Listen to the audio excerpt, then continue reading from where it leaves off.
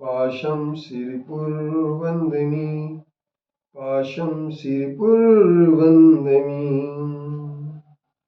पत्रं यत्र विहायसि पृगकुले स्थातुं क्षणं न क्षमं तत्रास्ते गुणरत्नरोहणगिरि यो देवदेवो महान् चित्रं नात्र करोति कस्य मनसा द्रष्टा पुरे सिरिपुरे सश्रीपाशुजनेश्वरो विजयते दिग्वाशिषां शासनम् पत्र टिके न जहाँ अधर्म गुण रत्नों का गिरिवरो कितना विस्मय किसे नहीं हो चलो देख लो सिरपुर को देवों के भी देव पार्षद अंतरिक्ष में शांत रहे युगों युगों तक दिगंबरों का जिन शासन जयवंत रहे युगों युगों तक दिगंबरों का जिन शासन जयवंत रहे।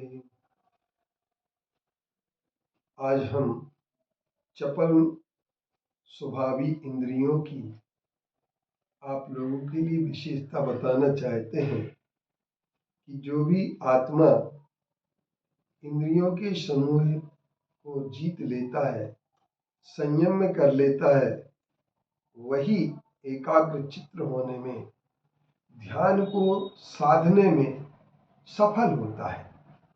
और जो इंद्रियों के समूह को नियंत्रण में नहीं कर पाता है, संयम में नहीं कर पाता है, वो आत्मा में स्थित होकर कभी रह नहीं सकता है। इसलिए अपने आत्मा का ध्यान करने की जिनके लिए तमन्ना है, जिनको अपना आत्म ध्यान करने की इच्छा है, जो मेडिटेशंस करना चाहते हैं, योगा करना चाहते हैं, वो योगा करने वाले लोगों के लिए सबसे पहले एक बात करना पड़ेगी कि आज का योगा एक ऐसा योगा हो रहा है जिसमें किसी प्रकार की हम ये कह सकते हैं स्थिति नहीं बनती। चारों तरफ से योगा करने वाले लोग सिर्फ दिन रात भोगों को भोगने के बाद सिर्फ आसन योग को ही योग मान लेते हैं, जबकि हमारे आचार्यों ने कहा है, जितने भी योग के महान आचार्य हुए हैं, जिन्होंने भी योग के लिए सब कुछ माना है, वे सबसे पहले कहते हैं यम नियम सबसे पहले। यम का मतलब यह होता है कि अहिंसा सत्य अचौर्य ब्रह्मचर्य अपरिग्रह, इनका पूर्ण रूपेण पालन करना यम कहलाता है।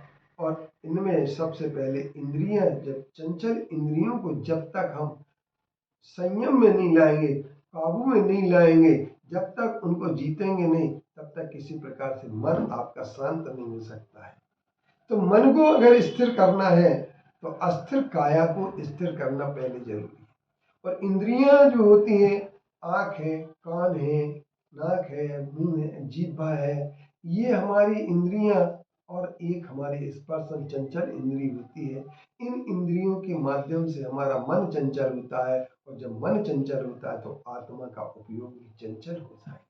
यदि आत्मा के उपयोग को अब आपके लिए चंचलता से बचाना है तो सबसे पहली आवश्यकता यह है कि हम सबसे पहले यह तय करें कि इंद्रियां चंचल नहीं होती हैं। हमारा उपयोग जब इंद्री की तरफ जाता है, जब हम पांच इंद्री के विषयों के आकर्षण में लग जाते हैं, हम कुछ देखना चाहते हैं, हम कुछ सुनना चाहते हैं, हम कुछ चखना चाहते हैं, हम कुछ सूंघना चाहते हैं, हम किसी भी चीज का छूने का मन बना लेते हैं, तो हमारी इंद्रियां चंचल हो जाती हैं। और ये इंद्रियां चंचल होकर के व्यक्ति के विनाश के लिए कारण बन जाती हैं।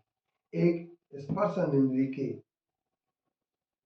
आकर्षण में हाथी अपनी जान गंवा बैठता है, एक रस के आस्वादन में मछली अपनी जान गंवा देती है, भौरा कमल के भीतर बंद हो जाता है सिर्फ अपनी सुगंध की लोलुपता के कारण।